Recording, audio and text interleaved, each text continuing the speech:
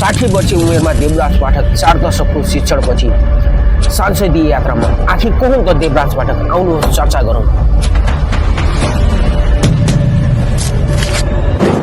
जीवनका ऊर्जाशील 4 दशक शिक्षण पेशामा बिताएका देवराज पाठक 60 वर्षको उमेरमा संसदीय यात्रामा प्रवेश गरेका छन्।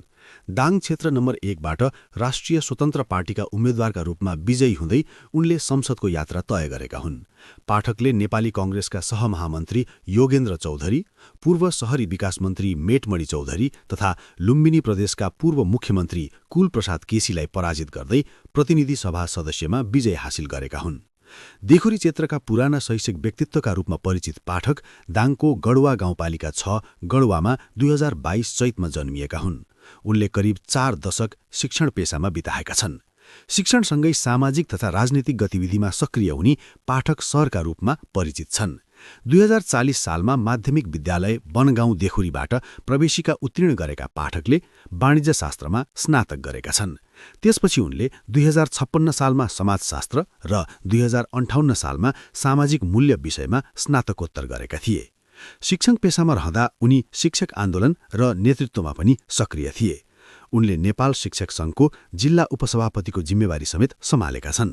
शिक्षक सङ्घ मार्फत लामो समय नेपाली कांग्रेस निकट भएर काम गरेका पाठक 2079 सालमा अध्यापन पेशा र शिक्षक सङ्घबाट अलग भई राष्ट्रिय स्वतन्त्र पार्टीमा प्रवेश गरेका थिए। हाल उनी रासवपा केन्द्रीय सदस्य तथा लुम्बिनी प्रदेश सभापतिको जिम्मेवारीमा रहेका छन्। 2079 सालको प्रतिनिधि सभा निर्वाचनमा पनि उनले दाङ 1 बाट रासवपाको उम्मेद्वारका रूपमा प्रतिस्पर्धा गरेका थिए।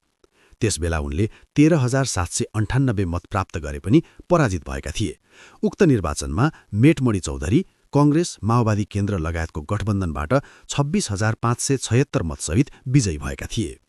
चौधरी 2074 सालमा पनि यही क्षेत्रबाट तत्कालीन एमालेबाट 37,908 मतसहित सांसद निर्वाचित भएका थिए।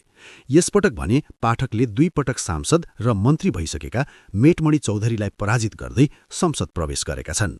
उनले लुम्बिनी प्रदेशका पूर्व मुख्यमन्त्री कुलप्रसाद केसीलाई पनि पछि पारे। केसीले पार्टीबाट टिकट नपाएपछि स्वतन्त्र उम्मेदवारी दिएका थिए।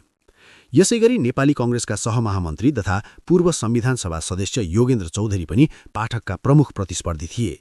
त्यस्तै एमालेबाट केन्द्रीय लेखा आयोग सदस्य रेवती रमण शर्मा घिमिरे पनि चुनावी मैदानमा थिए। अनुभवी नेता, पूर्व मन्त्री तथा पूर्व मुख्यमन्त्री सहितका प्रतिस्पर्धी बीचको कडा प्रतिस्पर्धा पार गर्दै पाठकले दोस्रो प्रयासमा संसद प्रवेश गर्ने अवसर पाएका हुन्। विजयपछि उनले जनताले दिएको विश्वासले आफूलाई उत्साहित र जिम्मेवार बनाएको बताए। उनले भने, जनताले हामीलाई ठूलो विश्वासका साथ मत दिएका छन्। यो मतको सम्मान गर्दै जनताको अपेक्षा अनुसार काम गर्ने जिम्मेवारी हाम्रो काँधमा आएको छ। राजनीति मार्फत नीति निर्माण तहमा भूमिका खेल्ने लक्ष्यसहित राजनीतिमा प्रवेश गरेको बताउँदै पाठकले शिक्षण पेशामा कायम गरेको सरको प्रतिष्ठा राजनीतिमा पनि कायम राख्ने प्रतिबद्धता व्यक्त गरेका छन्। राजनीतिमा देखिएका विसङ्गतिहरू सुधार गर्न आफूले महत्त्वपूर्ण भूमिका खेल्ने उनको भनाइ छ।